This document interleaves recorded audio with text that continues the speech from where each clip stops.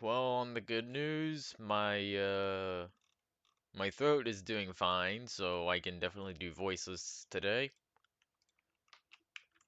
Jesus, that was a coughing fit I had yesterday. Um, my brain is a bit fried, but I think I can manage with reading tonight. On the other hand, I just remembered that PMDE did have a TV tropes page. Part of me really wants to update that with more information, but I've no idea what exactly should count as justifiable new information. Besides the Dojin stuff, of course. But I also don't know tropes on that site very well, despite having been on it multiple times just to read about game bugs and stuff. Um, And then there's the thing with like outside the group because they also have the your mileage may vary pages and the trivia pages. I mean, I guess a justifiable piece of information for that would be the things about Gunpowder and Fresnel, how parts of their designs were accidents. In the case of Fresnel, it was his little ear things being drawn incorrectly. So they ended up being a character trait. Well, not a character trait, a character design trait. Meanwhile, Gunpowder's reference, if I remember correctly, was accidentally drawn with using the well, it was using the official art as a reference, if I remember correctly, and the official art had it as a the official art for Gabite was depicted a female one, if I remember correctly, and Gunpowder was intended to be a male, but after realizing the mistake, they just went, okay, let's keep it like that. Let's make Gunpowder trans.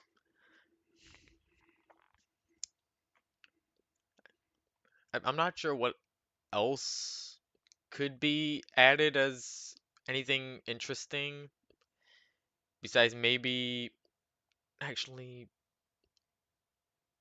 would that count as something that could be put on TV tropes? The whole the two stories about the two sex stories that were essentially leaked and made canon for absolutely no reason whatsoever. Hmm.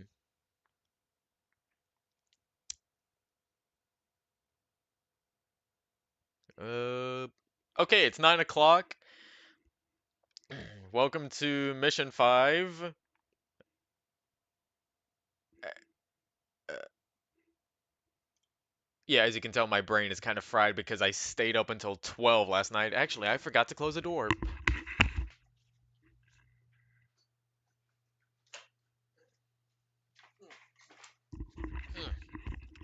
But yeah, had to go through a lot of Mission 4 related stuff yesterday, and we're actually still not done yet.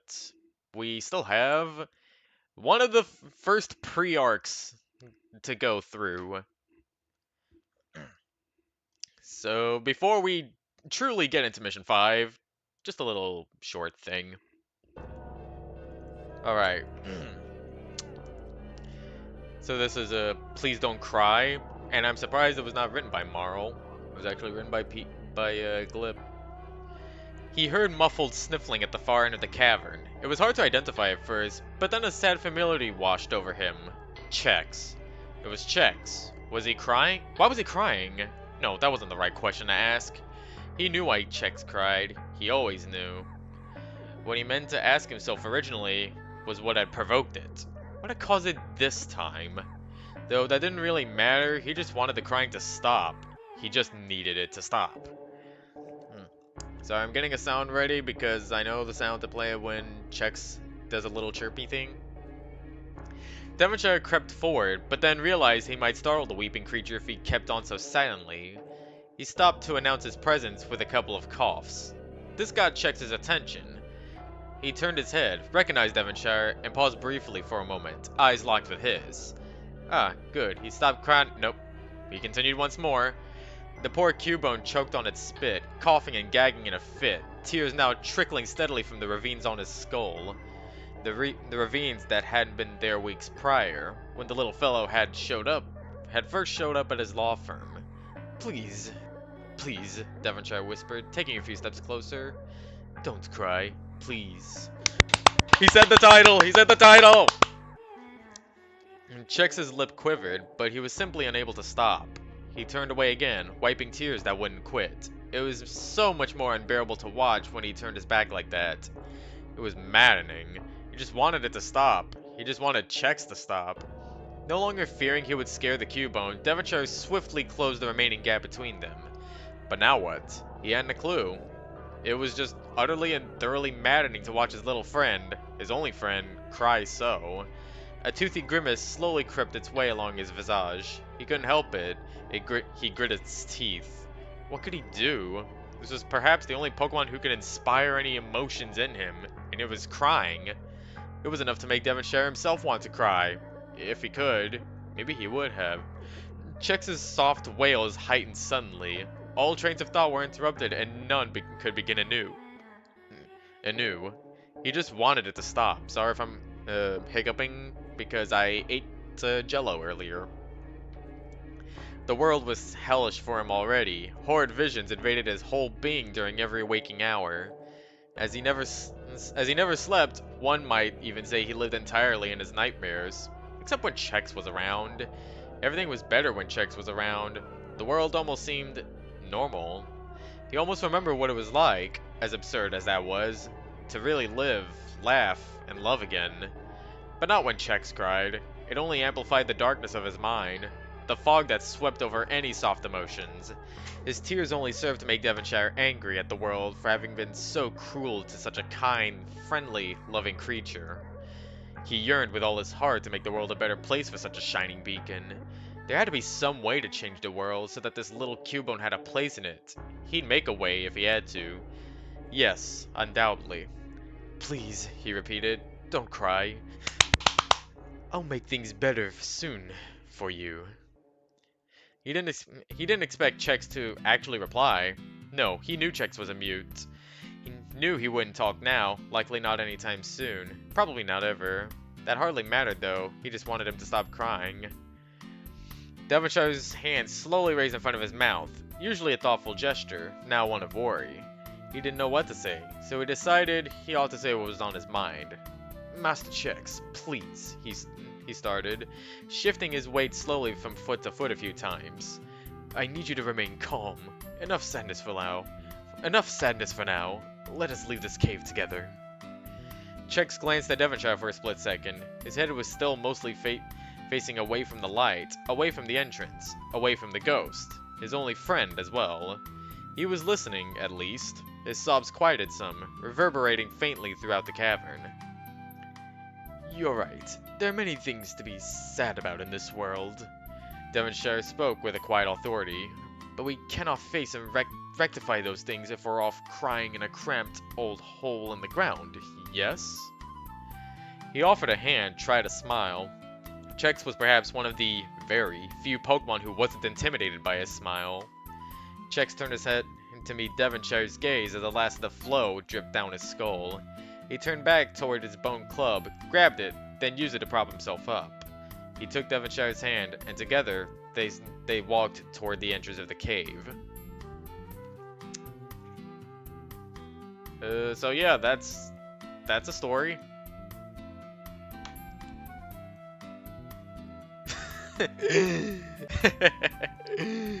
Yeah, that would make sense. Okay, now it's Mission 5 time and we got prologue stuff. Huh? What happened here? This can't be Tao? This is Tao? Devastated. No, little one. And her brother. Who did this? This can't be real. It can't. Are you stupid? Wish all you want. This is how it is. It's as real as it gets. You did this. You! I would never. That's Nothing adds up. This can't have happened overnight. Impossible. This isn't real. It can't be. Oh, yeah, that's right. Mike is dead. Woo! It is. I'm actually somewhat surprised that you woke up. But then, it did take both these instruments to control you, so I suppose I shouldn't be. So I suppose I shouldn't be considering Sandy's demise. Ah, well. You might as well comply from here. I mean, Tao's already under my thumb. Now that you've gotten us this far, we ought to just keep going, you know? Why? Why would you do this? There's so little. I can't sense anyone living. The snow's all empty. Well, of course it is. They're, dead for miles around. It was necessary. What? Why are you so shocked? It's that piece we wanted. There's nothing. Well, there's me and you. You made sure of that. Made sure it was only us. Maybe we could both rest now, huh? It's been a lot of work, you know? There's really nothing left to do. I gotta look up Duke Nukem quotes real quick.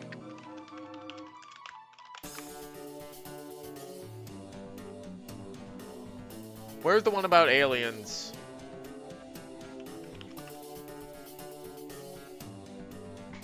No.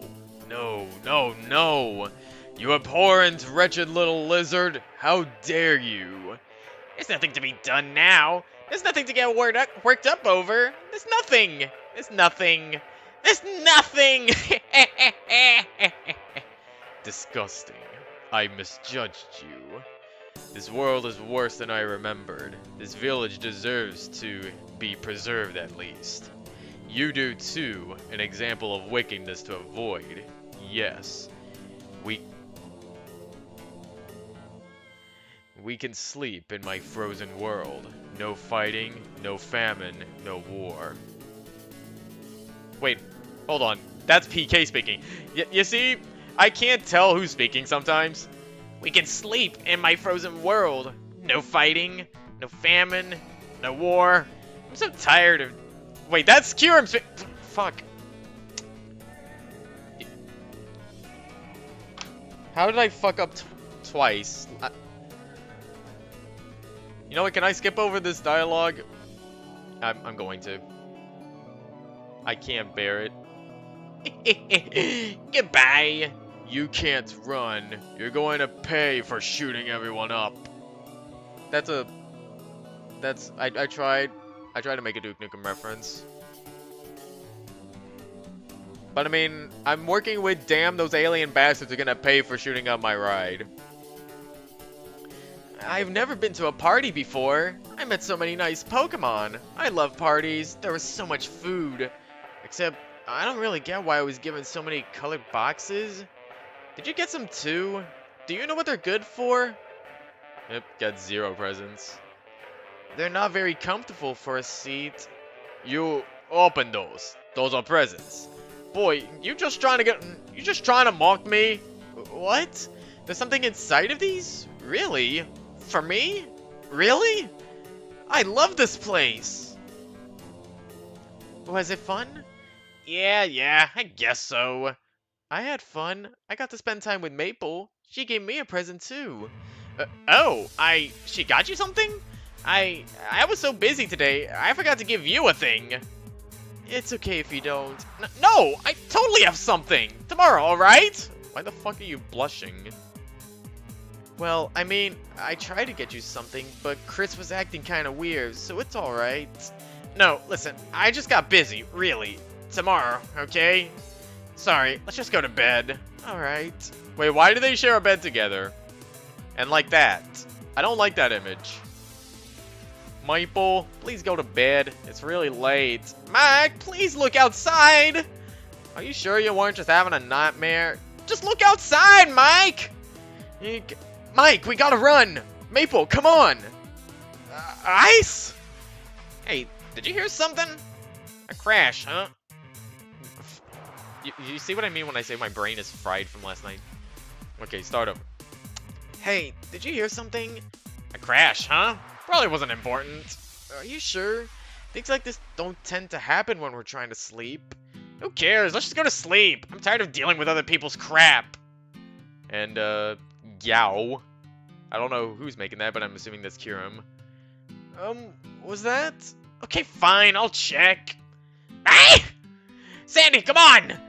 Are you okay? I'm fine, let's go! Go where? I don't know, to Shroomy? Come on! Ah, what? Oh no. Sorbet? Madam, is everything alright? The building shook. What's going on? Something really bad is going down. Is someone breaking in, or... No, sorry. I don't really know. I think something's up with Sorbet. Sorbet? Are you quite sure? He doesn't seem to comfort... Well, my window is smashed up and frozen over. The odds are pretty good that... You know what? We don't have time for this crap. Damn it.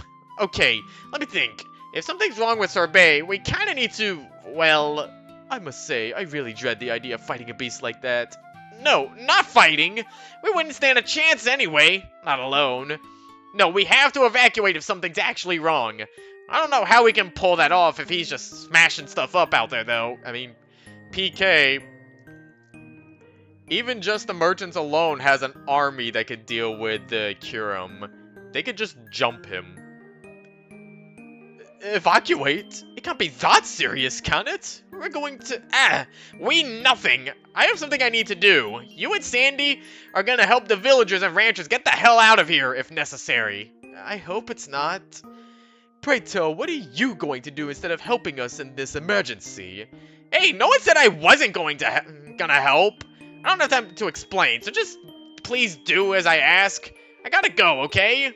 Alright. I'll trust your judgment, madam. See you shortly, then. My doll, my head. Chris, are you okay? Huh? Winston, where have you and Sherry been? What? We've been here this whole time. Guys, something's going on outside. We should probably get out of here. What? What do you mean? Chris, Winston, we gotta go. But all of our items, all of our fabric, we can't just leave. Oh my, this isn't good. Yeah, we need to split. Winston, come on! We have so many orders, Winston, forget it! Let's go! Okay. Let me just bring this one bolt of fabric. Hey, Winston! Nasher's back! Hello! Hi.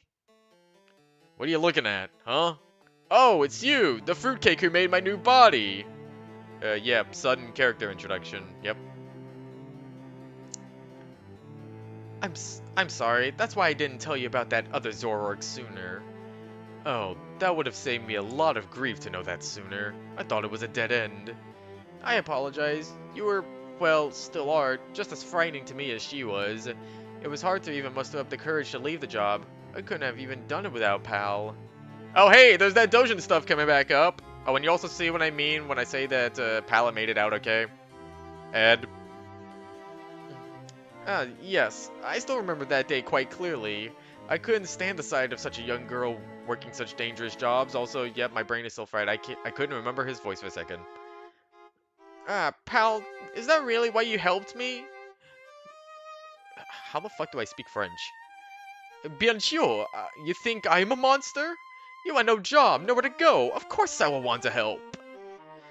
Regardless, I suppose this is simply fate. Wouldn't have mattered anyway. Doesn't matter. Hey, didn't you tell me that the big dragon was throwing a party sometime? Party? Oh, yes, that's already come to pass.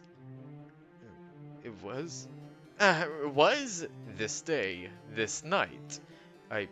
Wasn't it? God. And there it is again with I can't tell whose bubble is what. Wasn't it? A celebration for the Grand Dragon. A new dawn led astray by the twilight. The twilight. Oh, was it? Oh, the Harbinger. Siren song. Something like that, wasn't it? The voice is so familiar, too.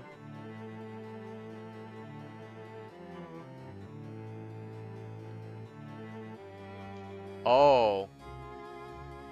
That is interesting. Yeah. We should not let Glip make another couple ever again. But what was the climax? It was They all will come down here, won't they? They will. I remember that much. These tunnels, there's only one path to safety. Two? I can't remember where they lead. Wait, safety? From what? From what? From what? From Devonshire? Devonshire! Devonshire, snap out of it! Excuse me, where was I? One path of safety? What were you talking about? Are we in danger? Huh? What are you going on? Oh, yes, it's Tau. It's time to leave Tau for a bit.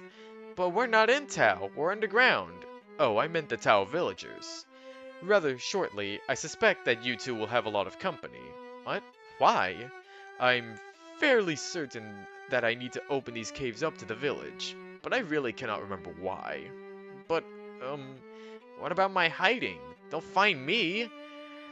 I assure you they will all be too busy to care. Oh, what was it? The climax. That's right. Cure 'em. Get off of me! No! I need to go check out that noise! It was a roar! Did you conk your head, lad? That roar means trouble! Like, get off! No, you can't go! I apologize for my intrusion, but it's a bit of an emergency. Devonshire! Hey, you can get him off of me! Devonshire, tell this hooligan that 'tis foolish to get involved in the outside affairs. Actually, it's time for us to help Tao out. Well, the villagers anyway. Yes! I knew it! Did we get to fight something? I'm good at that. What? Devonshire, don't you even know what's going on out there? It's shaping up to be a blizzard! Oh, and speaking of... Sorbet! The merchants caused this. They definitely did. They've gone too far this time. The treehouse is completely decimated. You think they'd want that? How should I know? Pinky probably wants me to buy a new house from her, or something stupid. Why is Mr. Sorbet doing this? I don't know. Why don't we go find out? Oh goodness, it's starting to blizzard. Shrimpsworth, I need your help. Chris? I'm a bit of a situation at the moment. Really, can't you tell? Actually, you might help us. We need to evacuate the village. I'm sure everyone's started to stir. But Winston, he's trapped. Trapped? Where? A ghost trapped him inside our shop. We can't get back in. As long as he's not in danger, we have other, more pressing issues, like Sorbet ravaging the village. But don't you have a cellar? He'll be fine. We need to help the others. I smell maple. Maple?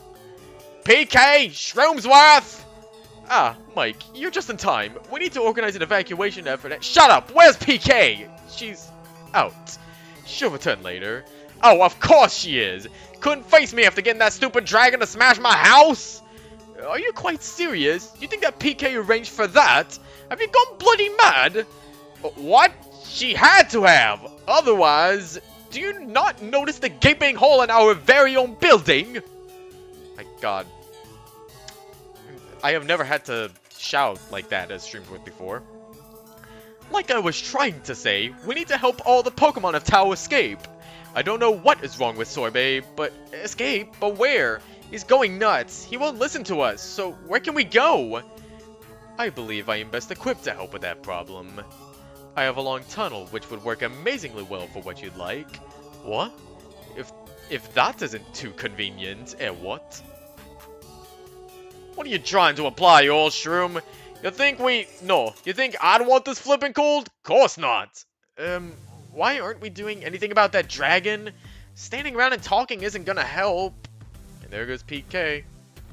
This is it. I think this is really my only shot at being useful. I can't do this alone. If she won't help me, I'll have to make her. That's it. I'll just make her help me if she won't agree. She has to. She has to. So much is at stake. I don't even know what's really going on. I don't get it. He's not violent. Not at all. She just gotta know. She has to. She just has to. Please. Your Holiness. It's just as you said. It's coming to pass. The lady has failed in her duties. A village is doomed under her watch. I am not surprised. I knew that this day was fast approaching. I simply did not know when precisely. I came as soon as I could, Your Holiness. It became difficult right away due to the blizzard. Also, I should say that this character is Gabriel, and I'm trying to give him the voice of Gabriel from Ultra Kill, but I don't have the voice effect like he does.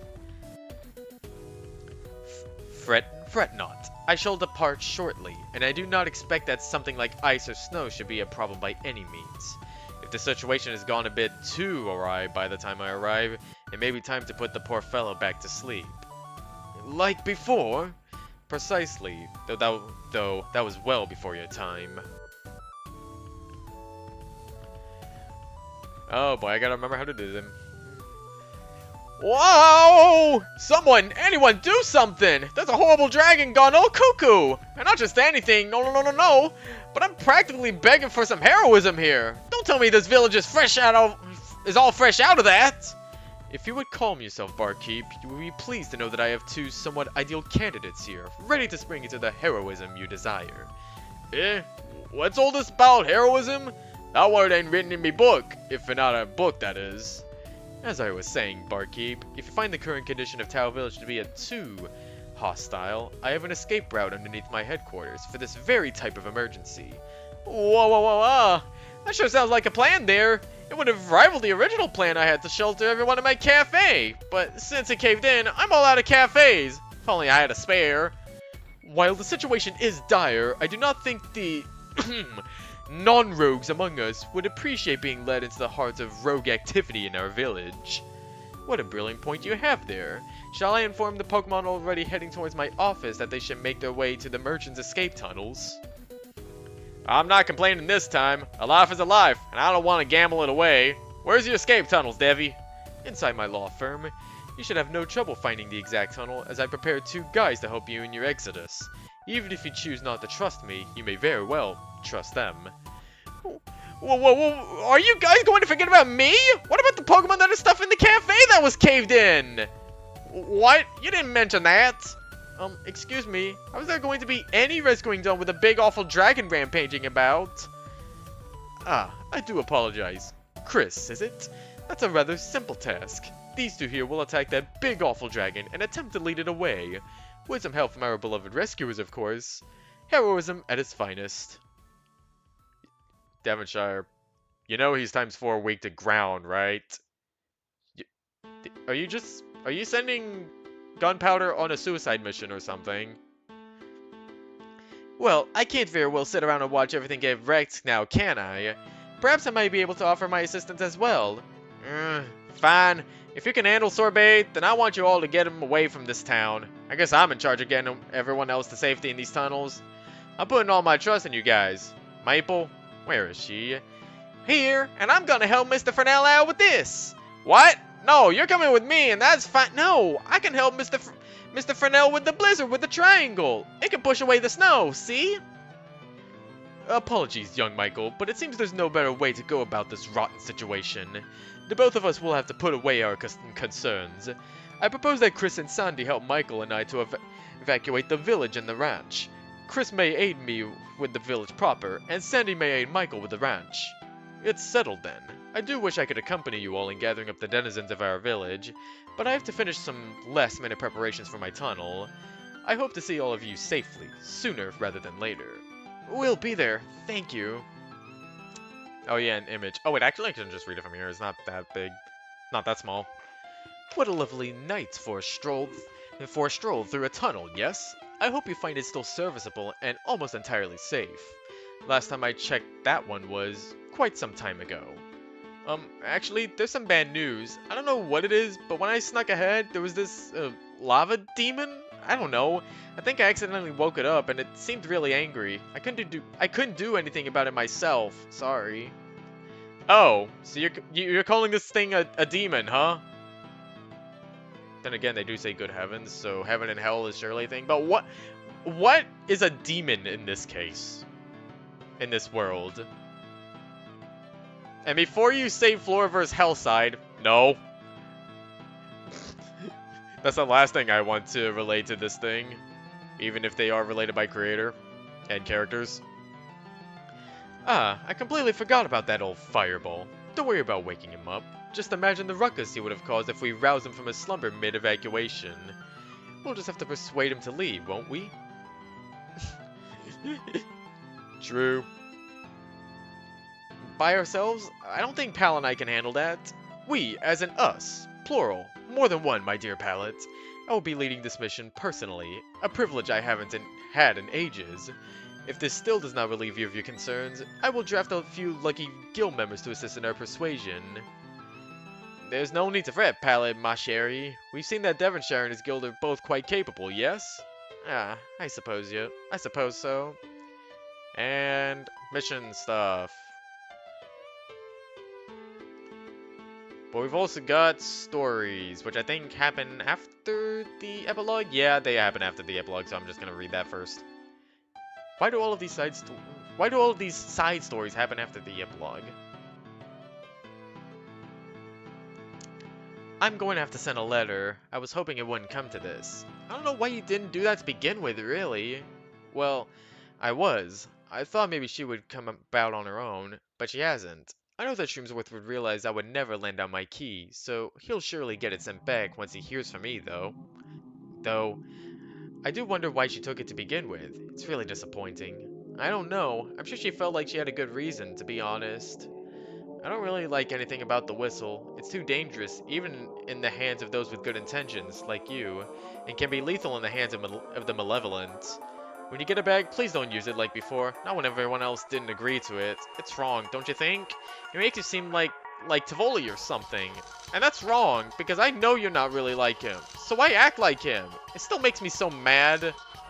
I wish they didn't even exist sometimes. All I hear about is the awful things the instruments do. It's like they were born of hatred or something, or I just don't know. Is that really how you feel? Because that's entirely untrue. That's the opposite of how it is. Then how is it? Because that's how it seems like. I never told you the story, have I? What story? Of the Thistle Whistle. Well, not that I can remember. You haven't. I probably ought to have told you before this anyway. It's not like I have an heir. You may as well be her. What? Well, it's an heirloom, of course. But I don't have an heir. It's been in my family for many years. Did you know that? Centuries. It's been centuries. Many Pokemon have come and gone. Of course, some are still alive, even. Isn't that amazing, the difference in lifespans? Well, why don't I write the letter first? Then together we can look at my ancestor's journal. A little house. That must be it. She's not here. How funny. A shrine inside of a shrine? Never seen anything like this before. It's peaceful in here. It's not like the outside. Like time has stopped. What's with this? It's getting warm, huh? Why did I even bring this? She's not here. So you wish to befoul the shrine as well? Miss Ariana, Elder said you required assistance. Oh, Sporeguard, you're rather early. It's not even daybreak yet. The early bird gets the worm, as you know. Does it now? Well, in any case, I have a letter to be delivered to your brother. Do you think you're up for the task? Oh, most definitely! I'll be happy to see Shroomsworth! Here it is. Why don't you stay for a bit? At least until daylight hits. Okay. And if you don't get the voice I'm trying to give Sporeguard, it's the voice that Thundercurie gives him. Louise, come here and look at the journal with me. They're all split apart. It's better this way because they are each extremely fragile. It's probably time to transcribe them again. Do you see the drawings? There's her drawing of the whistle. And that's the shrine's primary guardian. I know you might have thought Kalish was, but no. Kalish hasn't been here nearly as long as the true Forest Guardian. She does her best regardless. She is always looking out for us. But in hard times, she spreads herself thin. Like now. A lot is happening everywhere. Bad things. Misguided Pokemon. Kalish can't be everywhere. So what does this have to do with the whistle? And how was it made? Well, according to the note she left behind, she fervently prayed at the shrine daily. But here's where it gets a little odd. According to her, only the Ender Shrine was there to begin with. So what? Sounds like someone built the outer one then. Ah, but it wasn't built. It wasn't, not at all. Let me continue. You see, well, let's call her by her name. My ancestor was named Rosalita. She actually founded this village. She cultivated herself, and she worked hard for her spiritual and mental growth. Both. If you read all her notes, she's really quite amazing. She took in so many Pokemon. She lived in an era different from our own. Apparently her entire attitude about work and life stemmed from a single encounter when she was a tiny Badoo. She witnessed the Forest Guardian's visit and revitalized it after a large disastrous storm.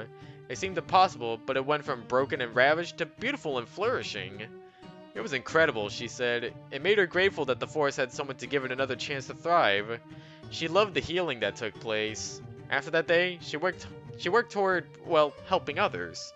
As she got older, she got better at healing. Eventually, enough Pokemon gathered around her to form the village. But you know what? Every day, she prayed to the forest's guardian. Every day at that shrine, she never forgot the service that was done for the forest, and thus for her as well.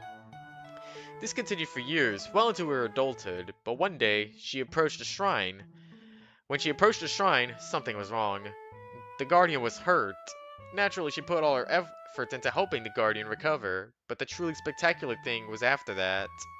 The guardian was healed and ready to leave to go about her business, but then she asked, "What do you wish for?"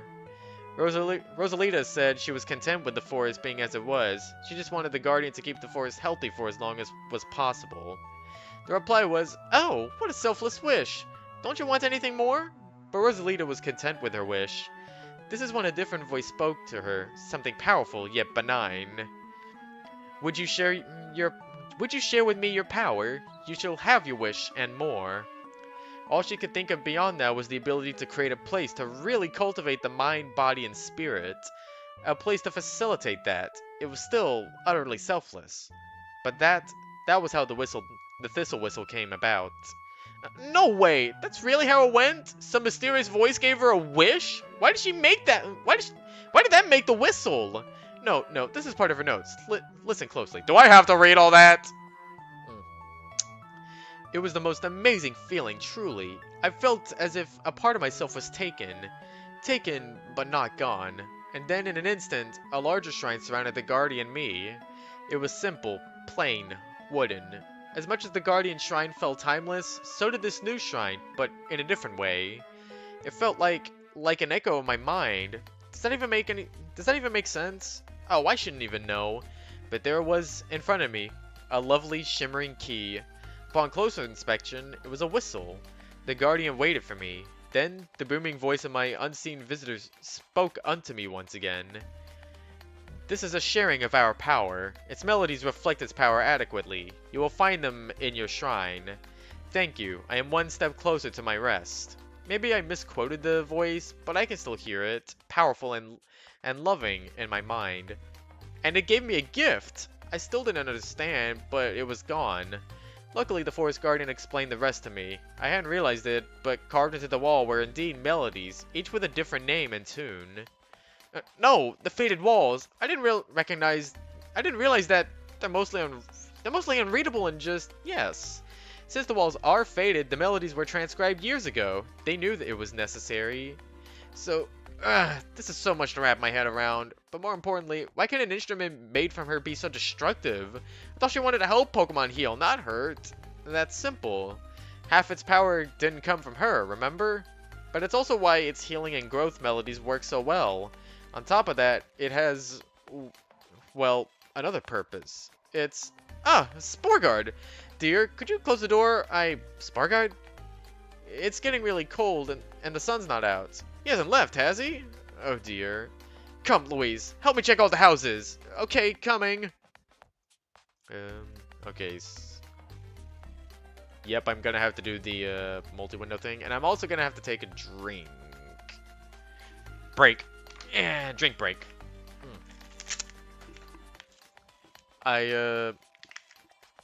That's some words, I think.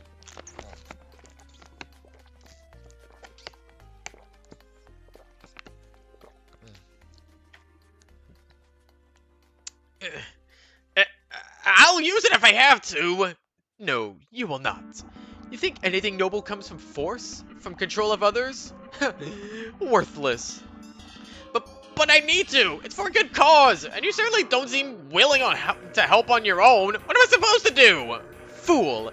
As if intentions justify the control you seek. Truly, as if!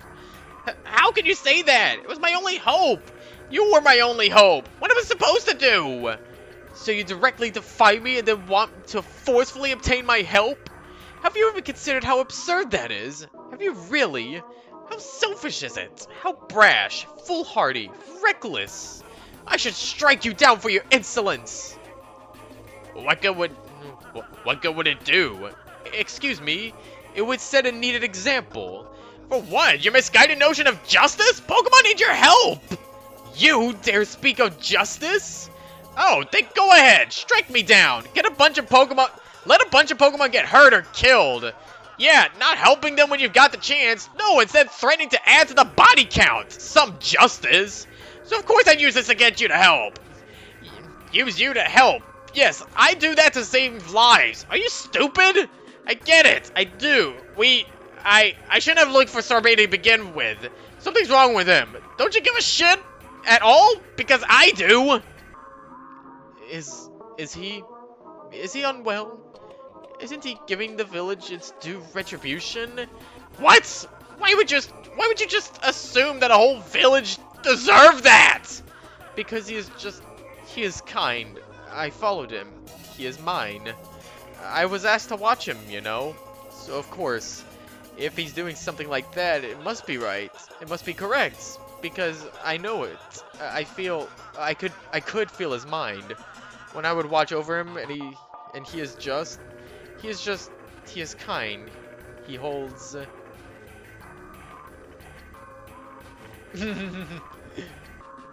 oh, I'm gonna have to get to that quote sometime soon. Yeah, PK, like you know exactly what justice is. Maybe he was, but something's wrong with him. He's doing this all entirely unprovoked. We didn't do anything.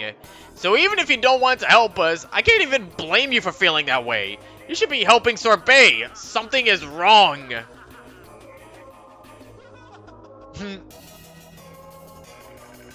So, you're gonna stand there all day, or the whistle?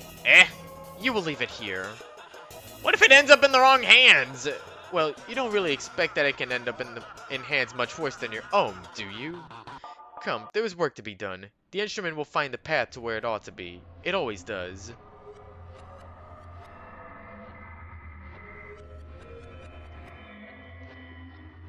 Oh, yeah. I kind of forget what happens in the later missions because it's a bit messy. I just remember the earlier missions a lot more. Also, there's Pros 4 and he's flying out. Another day, another sail. Oh, it's Anana time. Tara, dear, what are you looking at? It's a rainbow. Are you sure about that, sweetie? Yes. Huh. Oh, it's time to make a trip, sweetie. Okay. Elder, it's an emergency. Sporguard, he left with the letter. A bit early to be on a journey, isn't it? No, that's not the problem. It's starting to snow. He'll freeze. None of us are really suited to that. I suppose not. Well, Ariana, my dear, I must ask you to watch the shops for me. What? Are you mad? You'll freeze in that too. You cannot go. Good work so far, everybody. It is quite fortunate that the fiery chap only nearly killed a few of you. Wouldn't you agree? Nearly killed, indeed. Monsieur Devonshire, which way? You were speaking gibberish again. I was? My apologies. I must confess, it is really taxing on me to continue in this direction. Hey, what's the holdup? I don't know. It's hard to see, but I think something is wrong with him. With who? The boss? Best to wait away from him. Why? He's on our side, though. Yeah, true. The Wi-Fi hotspot can only go so far. Splint is right. I've heard stories, and, well, it's safest to just wait. Away from Devonshire. Until he's back to normal, that is. Not that normal means much. See? Look! Everyone's moving again. Through the tunnel we go. Where we go, nobody knows. Don't say that. Why not? It's true. What? Who told you that? Devonshire did. But that can't be right. But it is. I'll ask him again to prove it. No, don't. You might agitate him. Hey, Devonshire! Well then.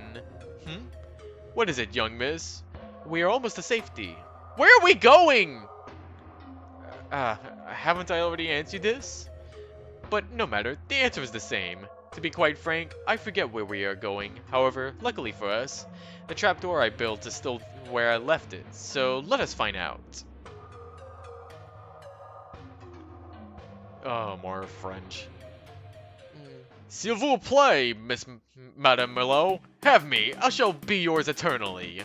I don't know how to speak French, okay? I kinda know how to speak Spanish, though. So boring. Who let you in? It may do me well to have them beaten. As a matter of fact, you and that pest in my moat would likely get along well.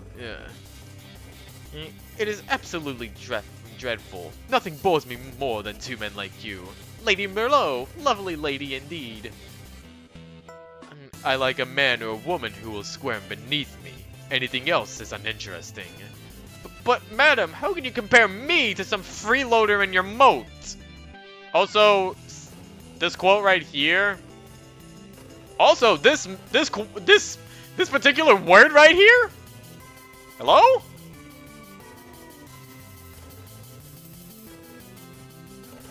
Like, I think I just glossed over this the first time reading, but... Okay, yeah, sure, Merlot is bisexual. Still doesn't make her any less of a rapist. He is not even a lord! Do not mock me! Yeah. Who is speaking here? I don't even know, so I'm just gonna say, Merlot!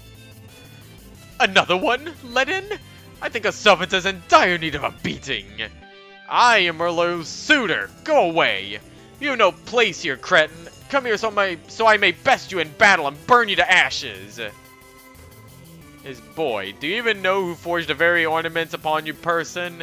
Or are you that ill-educated? No, I know. Pardonnez-moi, votre sainteté. How the fuck do you say this? I don't know how to speak French. Oh, merde. You are not welcome here. And you are skirting your duties, Merlot. Not that this is unusual, of course, but this time the results of your carelessness are preserved between Tao Village and the forest around you. Or do you choose blindness yet again? Get out! Before letting you know exactly how much damage you could have helped to prevent, the battle is nearly over. Had it ended up closer to my domain, it would have been long ended. Though I feel like I am wasting time. I hope you will become more vigilant. Oh my god. I am sorry, my only exposure to French is Spy Team Fortress 2. But for now, you are a terrible guardian. Perhaps if your arrogant father hadn't disappeared on you, things would be different. Alas. Well, I must go. Sacred rituals do not perform themselves as much as I'm sure you'd like them to.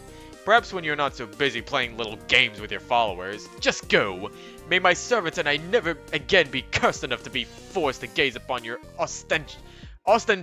ostentatious plumage. Just go on, vile woman. That I was reborn with this coloration means that my life plays an especially important role this time around.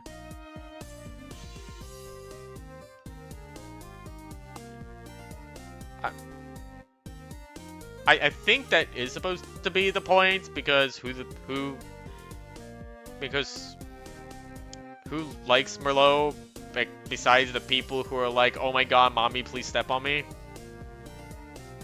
So, is that what makes your condescending air okay? Your illusions of grandeur? Show off your envy, for it is useless in the face of fate. Madam, you're still here? I'll take my leave. Thank you for having me, madam. Having you? I never permitted your entry, you little impudent. Lady Merlot, it's just Lady Merlot! Oh, Udon, is it that important? I was about to teach my guest a lesson or two. Would you care to join me? No, it's really important, please! Alright, speak. What is wrong? No, you have to see it! Udon. Well, I was trying to get Soba a book on cooking, but and all the books fell, then Lexi and well, you're really adamant that I, what? You're really adamant that I come. Well, I suppose I must then. Finally, I can sentence. Again? That's 3 times in as many weeks!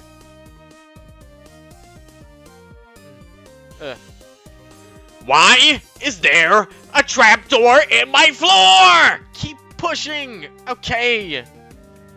This is Merlot's fault for not mentioning it.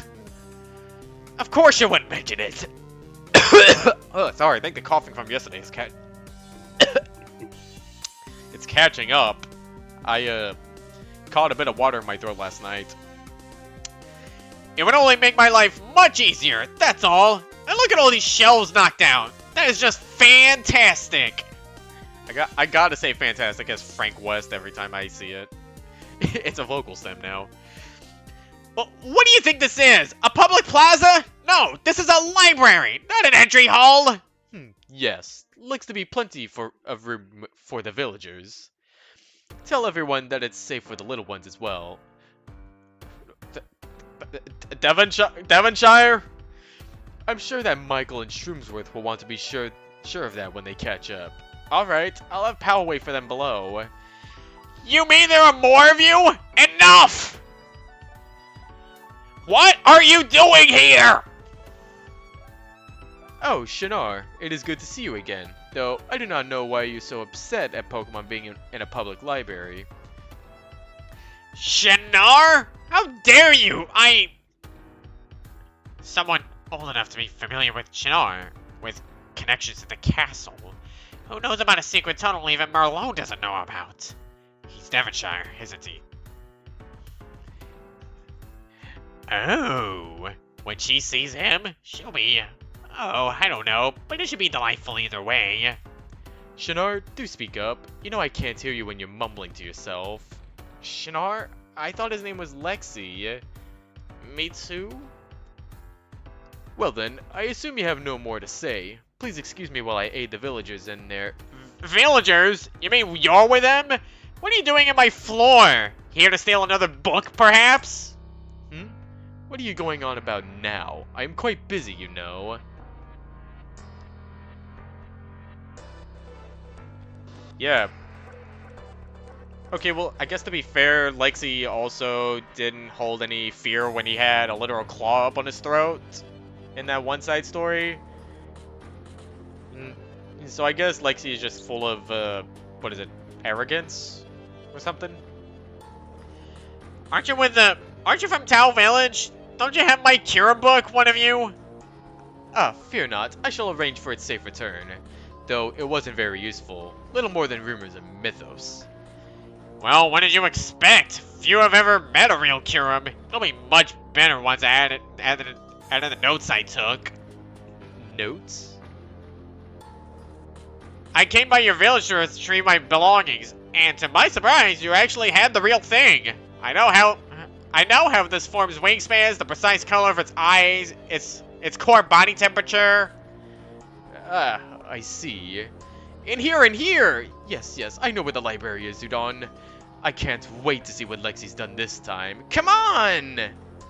If I may comment, milady, I do not think Lexi is at fault for the current state of the library. Well, a bit surprising, I will admit. Lexi! I trust you to keep this library well, and this is how you repay me? By knocking over several bookcases? Furthermore, who are all these Pokemon? Lady Merlot, I am both unamused and a trifle insulted that you think I would ever knowingly allow my library to end up this way. As for our unexpected guests, why don't you ask this fine gentleman over here? Lexi, do not even try to blame this.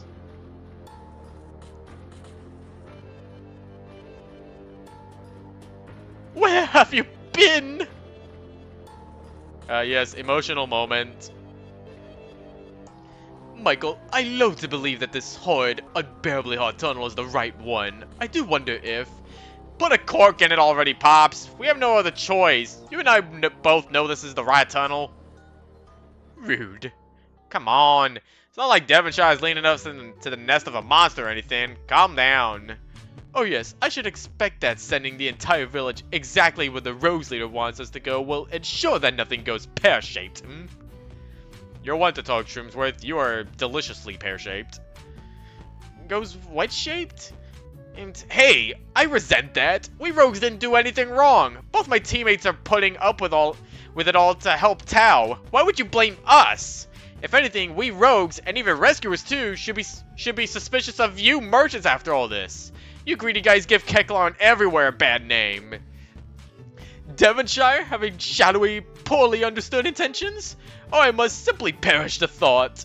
How absurd of me. Oh, and I just really fancy when giant dragons smash my store. I really do quite love it. Neither of you guys are helping. Just stop it. Yeah, I don't think anyone's to blame for this. Besides, it's pointless to argue over it. Yeah, everyone's doing their best to help each other through this.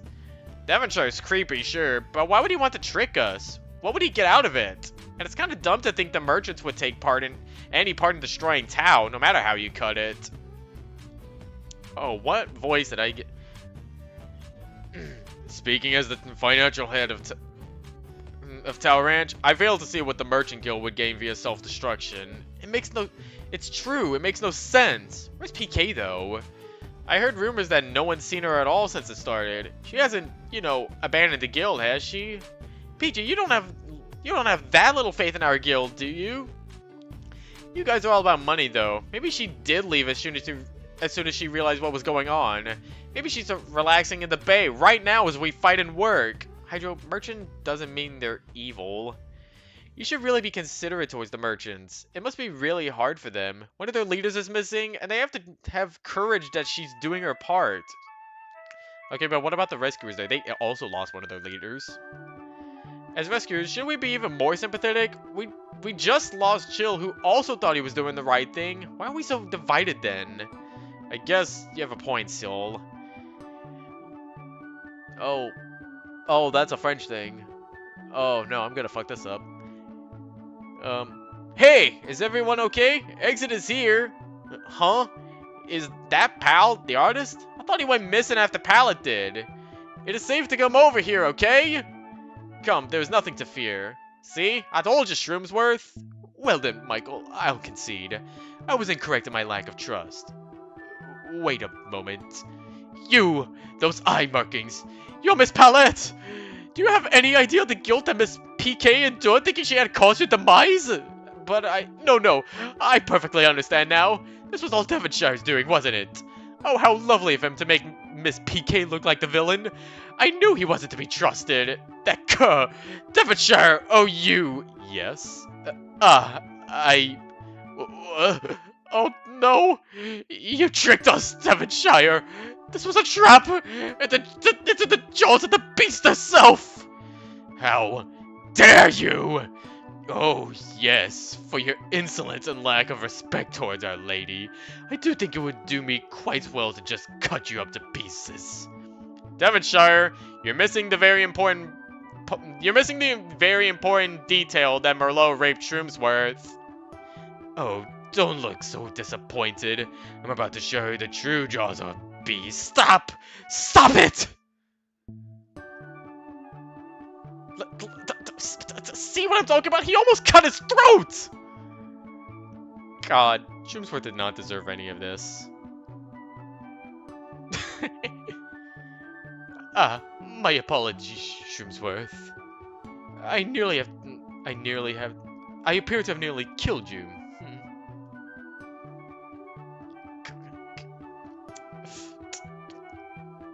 Look, I hate to see him like this. I really do hate him to see him like this. I guess it kind of makes me feel better a bit that I managed to get him now as my OC. But a part of me just wishes I got here earlier and yeah. What's wrong with you? What's wrong with you? We need to go talk. Talk. Yes. That is a good idea. Come. Something wrong. Indeed. That was not intentional, by the way, but it surely did help with the scene. Mike or Mr. Shroomsworth, where exactly are we? Yeah, are you okay? Shroomsworth, why did he... what's going on? I'm alright, just a few scratches. The important thing is that... You're still in my library! Lexi! You know we need to wait until Lady Merlot returns to do anything. Since Mr. Shroomsworth is here, she probably doesn't want me to beat everyone up. Is that really how it is? Merlot? Then this is where... Chloe is trapped here. How can I get to... excuse me, Miss Dragon. I need a bit of help. On the way here, my dress ripped. Oh, I just don't know what to do. I wanted to look my best for Lady Merlot, but if only there was a seamstress nearby. But I thought Chris was a Udon? Shh. Didn't you know Chris's sister has been held captive here as a tailor for a while? Oh, you didn't rescue her? As if anyone wants to return here. Oh no, come with me, Mr. Bug. I'll have our tailor fix her dress in a jiffy. Oh, that is so kind of you. Thank you. I also wish I could write a happy ending for everyone in Tao. But it occurred to me that I got in contact with someone who knows about what happens or was supposed to happen had the group continued. The only problem is that it seems like they barely want to answer me. Even though I do have them in my contacts. But they're a really busy person, so I understand that.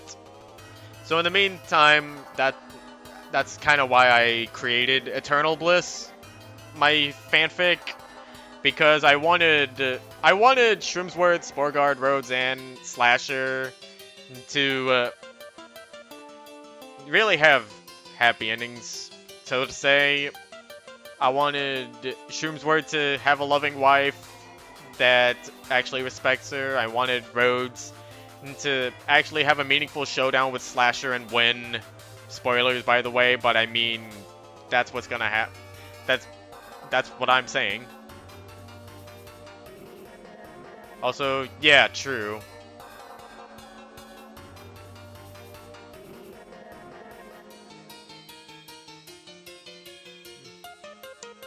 I mean, I wouldn't necessarily call my story an alternative universe to say, because it doesn't have really anything to do with Tao Village.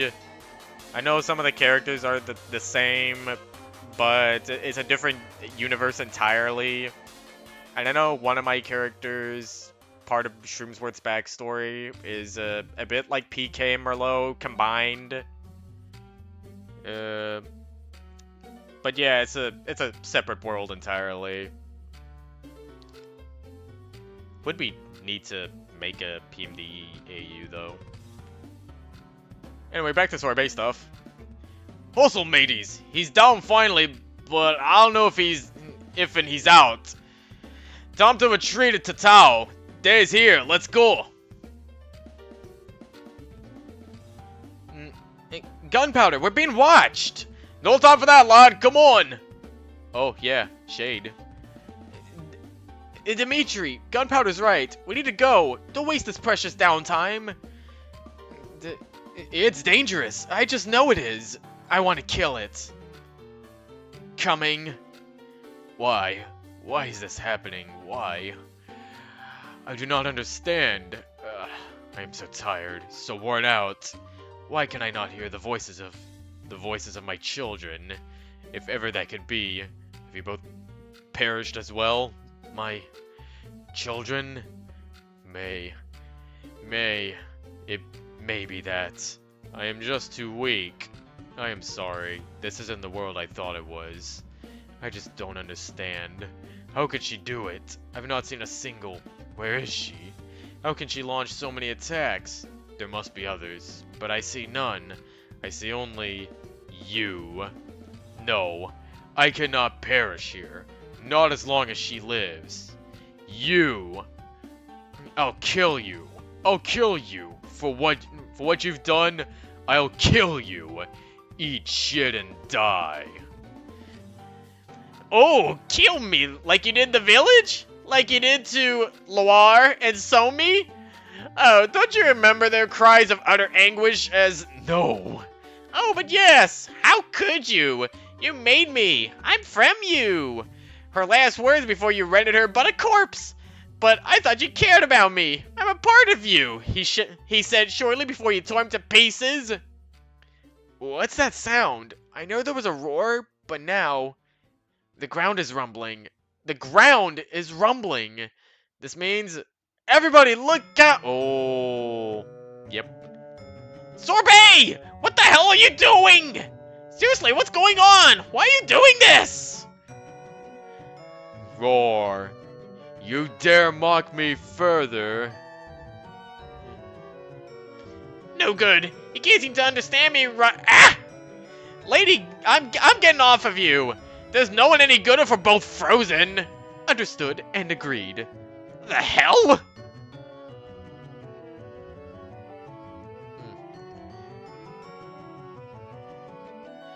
Boy, what are you stalling for? We gotta get going now.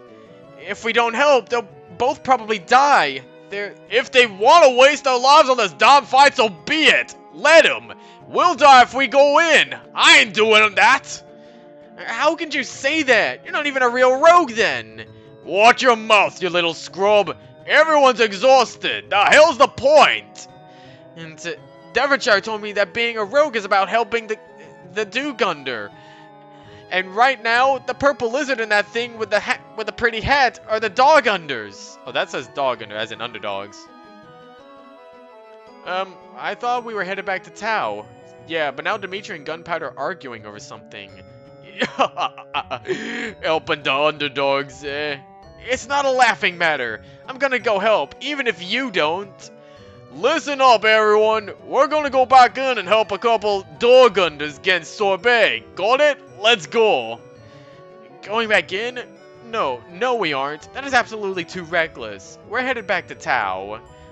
Who was that? It sounded like Miss PK. Oh, I see them. Let's go help him, Abby. We're not done yet. Let's go help our leader. Right behind you. I'm coming too. Sorbet! Schling. Yeah. Forgive me. Oh, I should have had a Fire Emblem critical hit sound effect queued up. Is there no way to stop him? Oh, force that be, please. How can I speak to his heart? Why? He's going for her again. Why won't he stop? Why won't he chase me instead? She'll die if she takes a bite head on. Murder of a helpless, of an innocent. I cannot let him fall to that. Boom. Crunch. That scream, that voice, I heard it, an echo, so faint. That wasn't this Kecleon.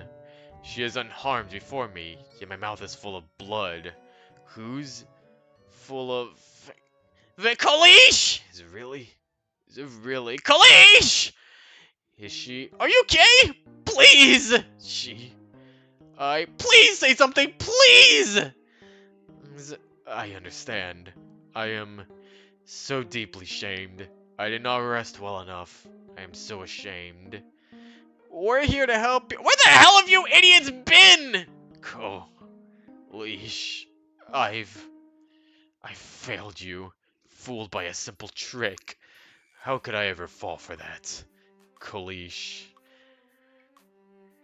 Why did you wait so long? Why did you wait so long to show me your face? I am so miserable that our first meeting is. I'm sorry. I was so embarrassed. I lost your stone so long ago. I thought you would have forgotten me by now. Ah, so I found the little party. I've really failed you. I'm sorry, Kalish. I'm so sorry that this is how we finally met. I'm so sorry. I can never forget you, the maiden of my sleep. Kurum, turn to face me, please. What's going on? I'm really confused. I thought Sorbet was bad. Oh, well, I'll be damned. That isn't the bird from the bay. Never seen him more than once. Kurum is simply what I am. My name, however, well, my name is Sorbet. Please address me as such, Prospera. That's a stupid name. Hey, come on! It so isn't! I see. Very well, Sorbet. I assume you know why I'm here then. Yes, I know why you're here. Well, that makes this a little easier. Though I'm afraid that without Merlot's help, this won't be nearly as efficient as it should be. I will not agree to it unless you treat Kalish. You'll be put to rest whether or not you agree to do it, Sorbet. Don't be so stupid as to think I wouldn't heal her voluntarily. There's a lack of warriors of light as of late. That is, unless people sign up to the epic fantasy RPG Final Fantasy XIV, featuring expansion something. Even now, I can sense it. It is no coincidence. I recognize this feeling. There is an agent of darkness nearby. I apologize, Sorbet, but I do believe that you've seen firsthand why you must further rest. You are too susceptible to trickery right now. It is for the best if you're not used as a tool once more, don't you agree? I am burning with shame over my deceit. The only worst feeling solely existed in that hellish nightmare. I wish you understood. To find out it was all fake doesn't remove that horrible feeling. Well, in any case, your rest this time will be different. I do not have the help of Merlot. I am sure her father never taught her the rituals anyway. So there will be no altar. You will simply be as you were, a stone. Easier to wake, but a more complete rest. Understood? Oh, if I remember correctly, Prosphora was meant to be female, but PK wanted to balance out between the males and females in the story. So yeah, Prosphora's a guy. And that's what I remember. There really isn't much as you can see. I cannot remember at all what had put me in this state. I could not even remember ever having not been this way. Though I've always felt as if I've been groping around, trying to find something more? I suppose, no, I know with certainty that this is what I was looking for. At least, it's part of it. Perhaps the worst part is knowing that I cannot stay here. Why not? Why not indeed? I would tell you if I could. Alas, it is not to be. But wouldn't you know it? The further from the wretched village I get, the less reality sticks. It gets very, very taxing to distinguish between my own projections and, well, that's how it is. Plagued by nightmares which worsen away from Tao. Do not be mistaken, though. I am glad for our reunion. I'm just regretful that I am unable to safely stay with you. Sorry. Even now, our palaver will be cut short. Whatever else that must be said soon. Isn't there anything that can be done? Can we not do something to aid you? I would do anything. I would do anything! I've devoted my existence solely to trying to understand it, so even then, I know not, lady. I sincerely wish I did, but the hints are few and far between. Well then, I shall make Lexi aid you. Lexi? My librarian. No doubt you met him. I'm sure you gave him quite a scare when the bookcases were knocked over. That's hazy in my mind. This is what I meant. Though, now that I give it some thought, why was there a tunnel beneath my castle? Beneath my library? Did you? I cannot remember. I suspect so, but I had forgotten it led here. I only knew that it was safe, and that time was short. Speaking of, I have comrades in the forest. I would like to ensure their safety. I am sure if the blizzard is still raging, but at the least, do you have a hand to accompany me? I will arrange for that. Let us return to the library then. I do not think that it is too much at all to insist that you villagers help restore my library to its previous untarnished state. I guess you're right. Of course I am. I'm back! Dawn, you're here again. What are you doing here? Tormenting me in my own home as well? It's not like Iceberg, or for that matter, any of us knew we'd end up here. Yeah, really, you were trying not to be frozen. That's it. Udon, I'm so happy to see you. I missed seeing you when you went to the ranch last time. Oh, I'm so glad to see you're okay.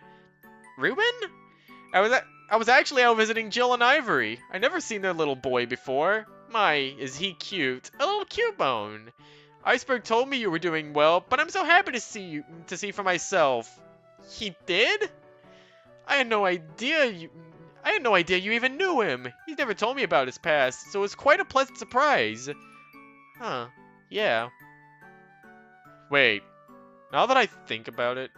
No, I'm thinking too much. I'm thinking too much. That is theory territory. Well, I guess I'm very glad Ruben's with us this time. Yeah. Yeah, her outrages are a little ridiculous. You never told me what was up with her.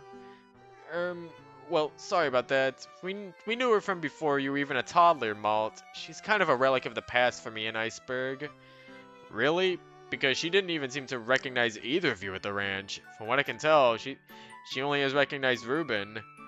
Sorry, Malt. If we thought it was a good idea to tell you about it, we would, but it's complicated. Uh-huh. Well, I'll be here whenever you two decide to stop treating me like a child. Oh man, don't even get me started. I seem to recall you getting the merchants to escort me to the ranch like a kid on parole or something. Well, maybe if you haven't been causing our trade agreement to be nullified, to hell with that! Lexi? And therefore... Oh, bother. What do you require of me this time, Merlot? I need you to do some research. Yes, please, if you would. What? Really? You actually need me to do some research? Of course I can do that. What on? Which topic? Any specific timeline, or...? Well, it concerns why I died. I feel that it's important to find out. Call it intuition or just memory. I think it's important to find out. Huh. I'll need to know more. Oh, wait a second. Do you know where your library card is? I searched your old chambers 1,000 times over to no avail. If you do have it, please give it to me. Oh, if you aren't lucky, I actually do think I have that old thing. I had almost forgotten it, actually. Where is it, then? Dear Pallet, would you please hand to me my belongings? Of course, 1 second. Your cloak, right? I've kept it safe, not a scratch. Thank you, my dear. Let's see, I do believe it was on the lining somewhere. Ah, well, I suppose you really are lucky. I had the urge to bring this old cape along, despite the fact that it's about double my height. Yes, the last card he issued! This is it! This is really it! Happy day! Finally, every card, finally! What secrets does it hold? An artifact? A secret tome? Oh, I can finally open it! Yes! It's just a letter! I can't believe someone would put but a letter in there! Is it anything? Mayhap you ought to fetch Milady. She is coming. Please do read if it's pertinent. Man, if only if it was Half-Life 3. My lord, dearest Milady, and our mutual friends, humble apologies for the awkward method of this letter's deliverance. I believe my reasons to be sound. I wish to defer any attempts to follow my trail, and I fear altering the course of events in unpredictable ways should I reveal privilege for knowledge too soon. I don't know how I'm supposed to read that sentence, but okay. I pray that it has not been too long since my abrupt departure, for which I forthwith offer my deepest regrets. The explanation is nuanced and not at all acceptable excuse, but due to recent exceptional events, I felt I could delay the decision no longer. I must put this all in a wall of text! My brush with the curse, that is mortality, left a permanent impression on my being, and it shakes me to this day. I had hoped to escape the memory of that bleak darkness when I left Father. Painful choice as it was, but even here I am reminded on occasion. My lord's tragic end has stirred nightmares I believe long since subdued. I know not how to escape the void towards which I march with every tick of the clock, but I refuse to let my faith before my final day lay in any hands but my own. I have learned that all I can hear, even from the greatest of libraries, and yet I yearn for something more. If further knowledge lies only outside these walls, then there I must explore, for as long as I am able. 'Tis a vain hope, but after today, perhaps it even be possible to escape that wretched place of nothingness altogether. I wish nothing more than to offer Milady the light of hope in her darkest hour, but I cannot predict what has yet come to pass as you read these words, should you read them at all, and so must speak with care. Keep noble Devonshire in your heart, Milady, and I can assure you his spirit shall endure. Farewells are not my forte, this is only my second, and I still bear the sting of regret for my first. May your days be numerous and fruitful, my dear friends and honorable lady, and may you bear me no lasting ill will for departing in such a manner. I vow someday to return and regale you all with the tales of my travels, for what is knowledge without company to share it? Till we meet again, Shinar, aka the supposed antagonist of Act 3, if my sources are correct. Yep, unfortunately. Psst, gunpowder! Psst, gunpowder! The hell is it, lad? What's going on over there? How do you expect me to know? I know exactly as much as you, so shut your trap and listen good. Okay, fine. I'm listening. I suppose I'm ready as I will ever be. Very well.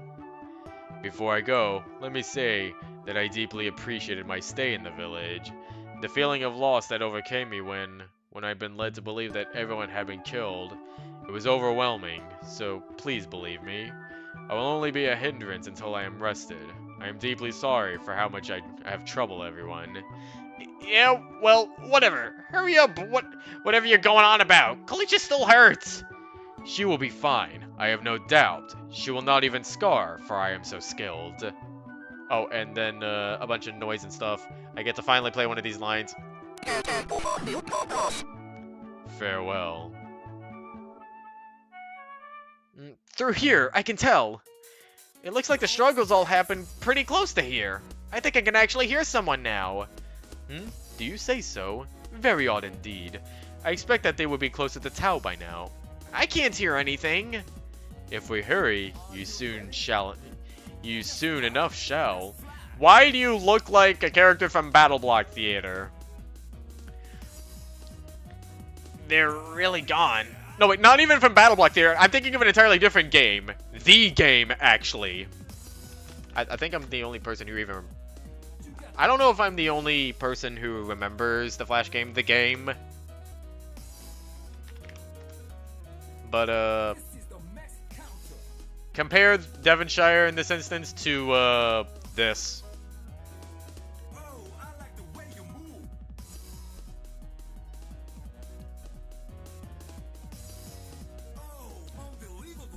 I think Kirim would have gotten brought back in the future because we also got Zekrom and Reshiram to worry about. And if anything about the paintings in that one side story that we will get to in the future are to be true, according to the TV tropes being foreshadowing, then they would have been plot relevant. And a fusion would have happened, likely. And also, yes, the game. The very political game.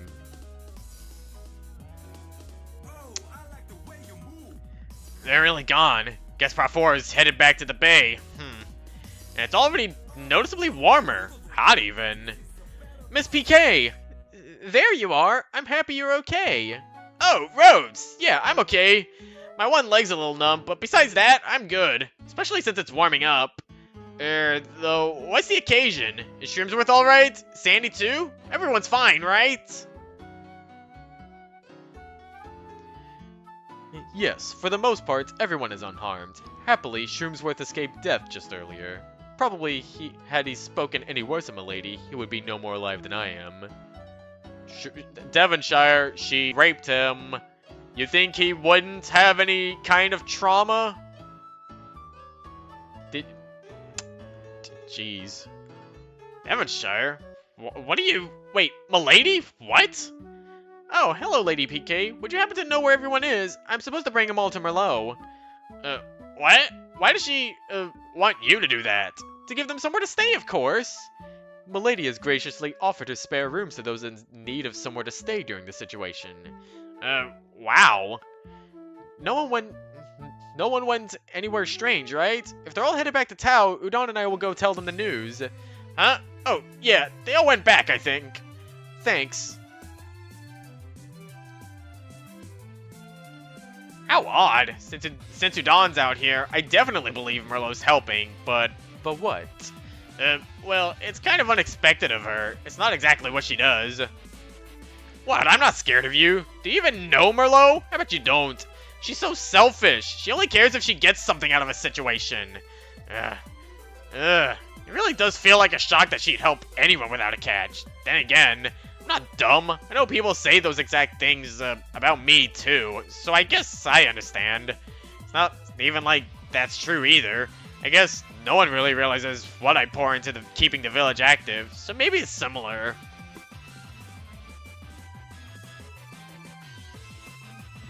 If she's actually helping, I guess I'm really happy about that. I didn't know where we would put everyone.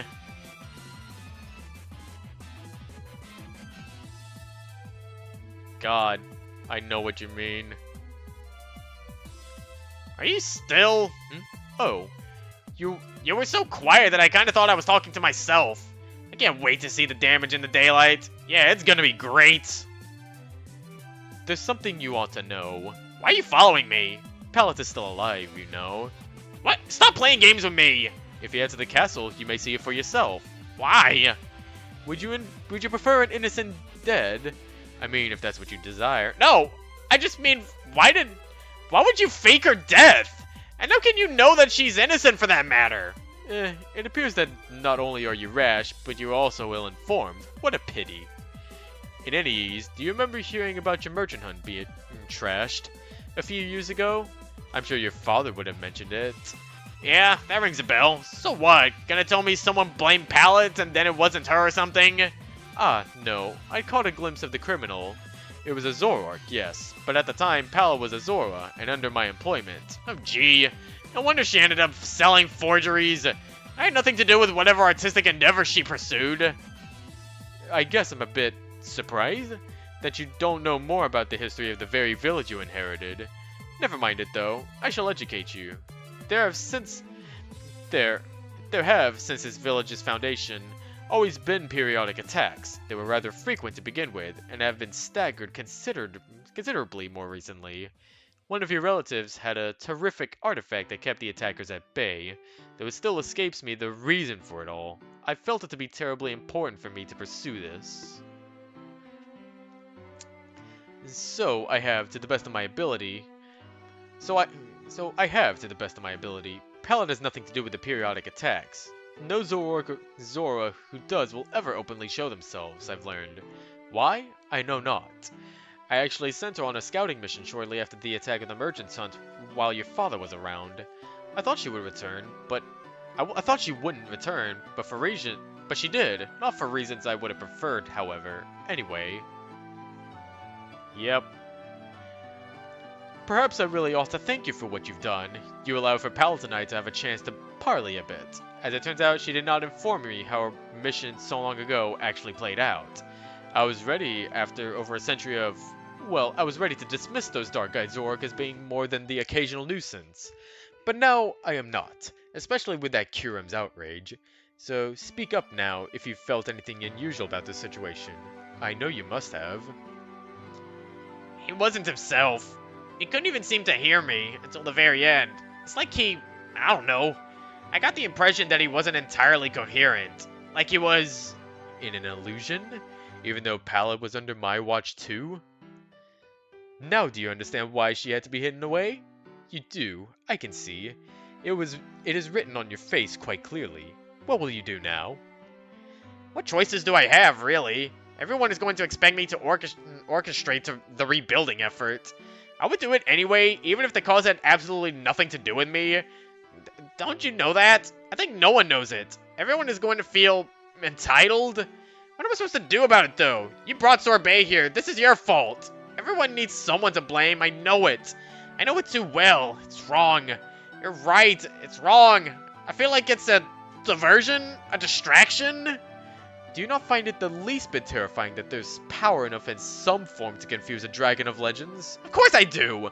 But what do you want me to do?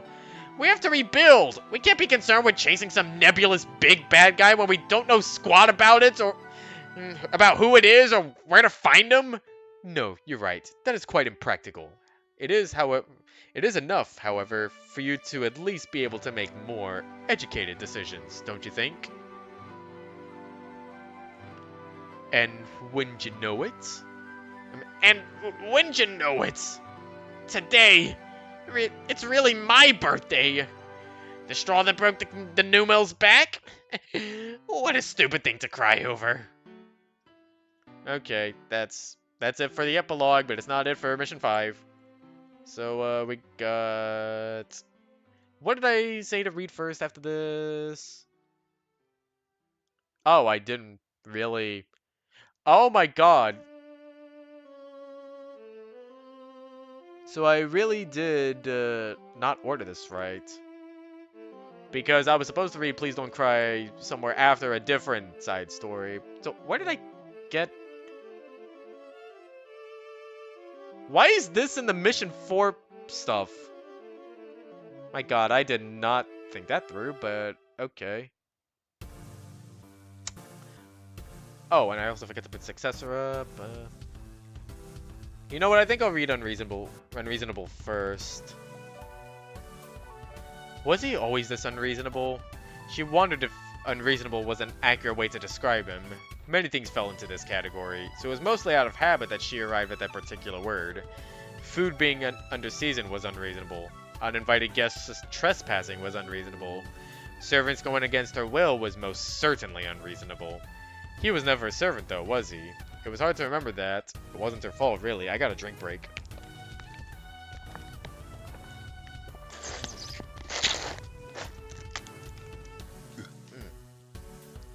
She hadn't had anyone around her in such a long time that was able to defy every aspect of her charms, her guile, and most of all, her outright power.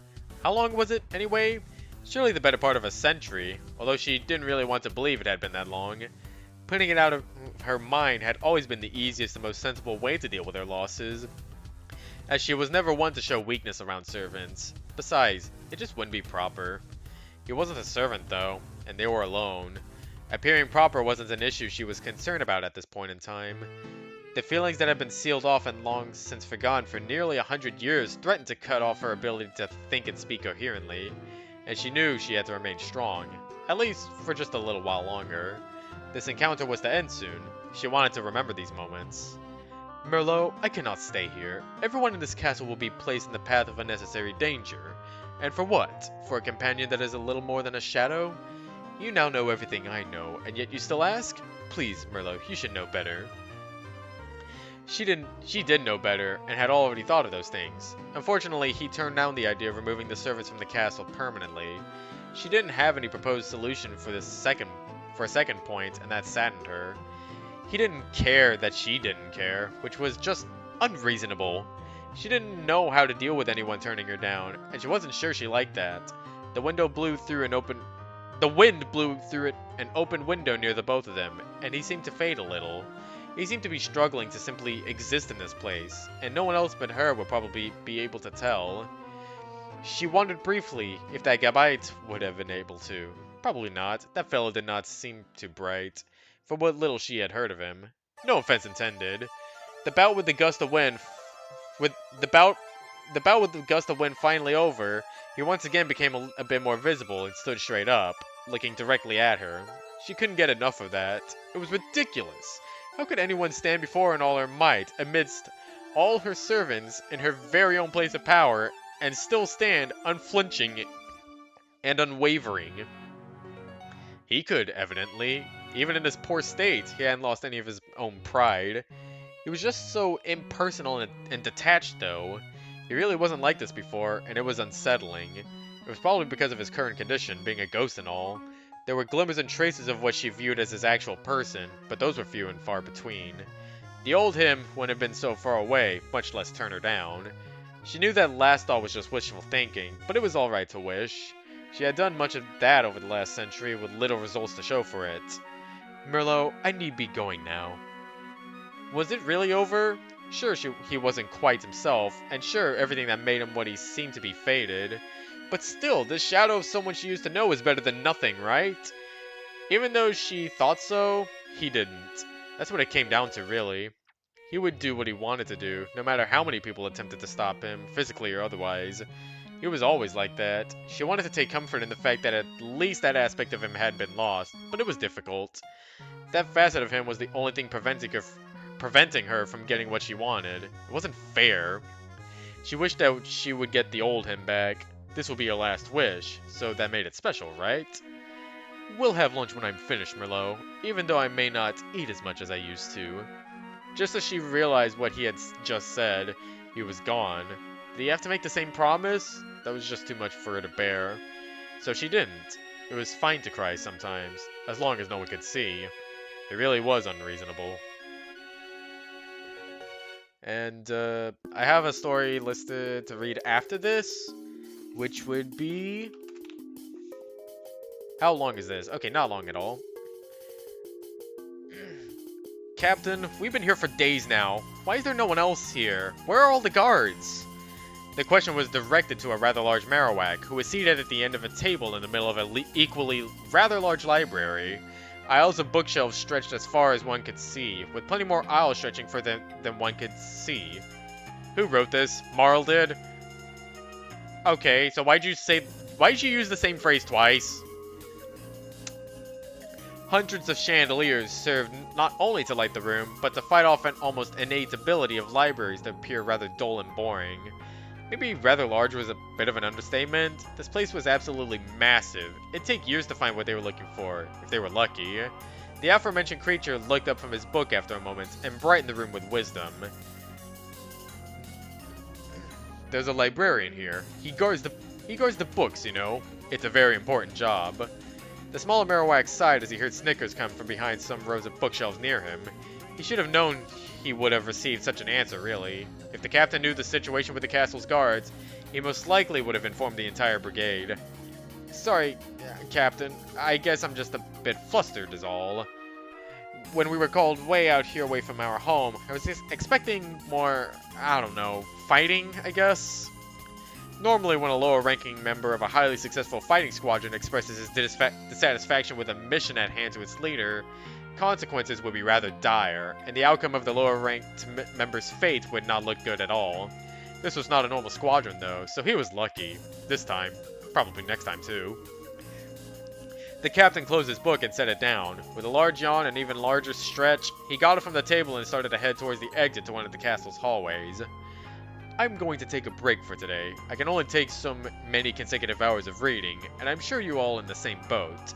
For the love of everything holy, make sure you check out with the librarian before you leave. I literally went through torture to get all of you library passes. He didn't literally go through torture, but he made it sound like more of an accomplishment. It didn't really fool his men, though. Hey, how come you have spikes on your back and your servants don't? Why are you taller than them? The captain snorted a bit, obviously amused at Merlot's choice of wording. He made a bit of an effort to make her laugh, as she had recently worked up the courage to leave her room. Couldn't let that bravery appear unappreciated. I believe you mean my soldiers, Merlot. I don't have any servants. She laughed. Her sense of humor was a bit strange, but that didn't matter much to him. She thought it was quite hilarious that he didn't have any servants, even though he did belong to a family line as equally aristocratic as hers. But since you are small, I will answer your question. My family comes from a faraway region where we all have these spikes. Their families come from an area where they do not have them. It is as simple as that. I am still the same as they are, I assure you. So this predates Sun and Moon's regional variants, which have Alolan Marowak.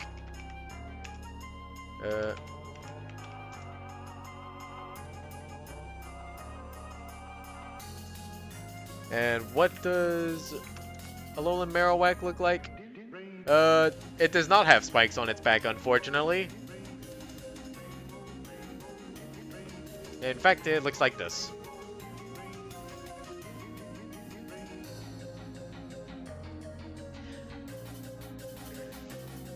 Merlot nodded. This answer was good enough for her. Wait. I'm big as you know. That's hardly small. How did that have anything to do with answering my question? She wasn't quite used to people playing around with her, as they were all afraid of provoking her temper. That usually accompanied her father being very angry, which no one wished to face. It had everything to do with, were you any bigger, I wouldn't have been able to answer your question. She thought about this for a moment. It didn't quite make sense, but he did say he was from a faraway place. Maybe they had different customs. She wasn't going to judge, though. She rather liked him. What if I get bigger than you? Would you still answer my questions? She was a bit worried. Her dad certainly dwarfed him by a very large margin. Well, I don't know. I guess I can make an exception just for you. You have to come with lunch. You have to come to lunch with me, though, as payment. He struck a hard bargain, but she gave in. Can I have a piggyback ride? The captain thought about it for a moment. It had almost been a year since he and his brigade first arrived at this castle, and Merlot hadn't gone any smaller. In fact, one could say she had gotten a lot larger. She was now nearly a foot taller than he was, and a few pounds heavier than him. A few dozen, actually, if one wanted to be a little more accurate. Don't you think you're a bit too big for me to give you a piggyback ride? I am not overflowing with unlimited power, despite my marvelously toned physique. He said the latter in a tone only his closest friends could identify as somewhat sarcastic. Milo had figured out how to pick up on this only recently. But no one else can do it. Come on, I'll let you play dress up with me later. She thought this was a perfectly irresistible offer, as it was one of her favorite pastimes. By dress up, do you mean the thing when you make your servants wear those embarrassing maid outfits? The servants aren't even French, you know. He wasn't too sure what French was, but he read in some book in the library that it was the style of outfit Merlot usually subjected her servants to. There's another bit of inconsistency with French and stuff. Because Vel... Okay, to be fair, this was also written in 2011, so a bit of early weirdness. As she thought of her response, he picked her up from behind and allowed her to come to a textbook piggyback position. I will consider your generous offer of dress-up, Lady Merlot, but for now, where shall we head? This question was far easier to answer than the previous, since she already had a destination in mind. To lunch! The captain shook his head in mock disappointment. Merlot, we had lunch only a few hours ago. How about a new destination? To the pre-dinner meal! This response was met with a hearty chuckle from the captain, and the journey to the pre-dinner meal, which was definitely not lunch, began. Which one would you like to wear? I have a black one with a feather duster and a mixed one with a hat thing. Merlot, neither of those outfits for men. Allow me to look for something more appropriate. That was going to take a while. Merlot's collection of dress-up material was very extensive. There were numerous walk-in closets along some of the walls, each containing articles of clothing that would embarrass all but the most emotionally vacant of persons. The captain was not part of this small group. The first walk-in closet afforded him views on clothing that would only adorn the most shameless of the shameless. Did you find anything you like in there? That one has some of my favorites. She asked this with a bright gleam of hope in her eyes. The captain knew he had to shatter this hope before it grew into an expectation from which he could not easily escape. Merlot, do you really make your servants wear these things? Some of them seem rather inappropriate for anyone at any time. What do you mean? I tried really hard to pick out only the ones I liked. That is my favorite closet. So only outfits that I really like can go into it. There could be nothing more appropriate to put in there. The nature of the captain's query flew right overhead, but he wasn't really going to press the issue further. She also didn't respond to the first half of the question, and he wasn't going to press that one either. Well, how about your least favorite closet? I'd like to take a look through that one. He had an idea. Surely there would be something in her closet of dislike that would save his pride and let him say he participated. There was. It was less of a closet and more of an old battered box gathering dust in a corner of a room, though. Merlot, I'll wear this Oh, that frilly bow tie. I don't know why I put that in there. I rather liked it. She could barely contain her excitement as he placed it upon his neck. I'd say it looked rather dashing in this, don't you think? She said yes. Merlot, what are you doing up so late? I'm usually the only one awake at this hour. The captain asked this question quietly. He felt his hushed tone was necessary, as the tranquil silence of this night was beautiful to him. He was sitting along the edge of the castle's walls, which allowed him in a very beautiful, if not somewhat lonely view of the forest spread out beneath him. He wasn't worried about falling, as there was no wind tonight. She sat next to him on the wall, looking out into the night sky before answering. He's really gone, isn't he? He knew what she meant. He delivered the news to her a number of years ago, but she was a bit too young to fully understand the implications at that time. I wouldn't say that I never lie, but I wouldn't lie to you, Merlot. I plan to finish what he started. This was true. He did his best to be somewhat of a role model for her, as her former one had vanished without a trace. If one were to ask what he thought of Merlot, he wouldn't be able to easily answer them. Initially, he had seen her as someone he had to take care of out of duty to his family line. However, she had long ago proved she was perfectly capable on her own. She did have some weird habits, though. He was glad he wasn't a servant. Well, at least I got to meet you and your servants. I'm happy for that. Were those tears? He couldn't really make them out in this light, but it didn't really matter to him.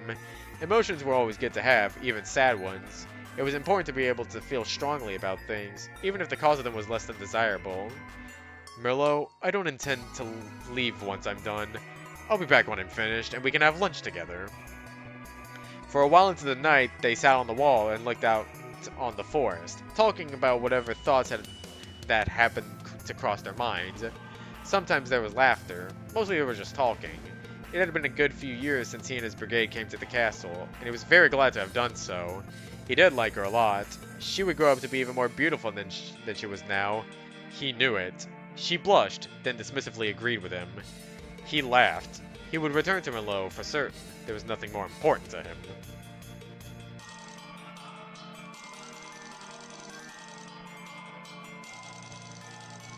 Oh, yeah, true. Merlot's dad really got, what was the name of Simba's dad?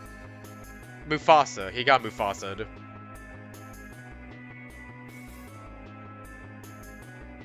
And, you know what? I think I'll stop here tonight and get some early rest since I stayed up until 12 a.m. last night.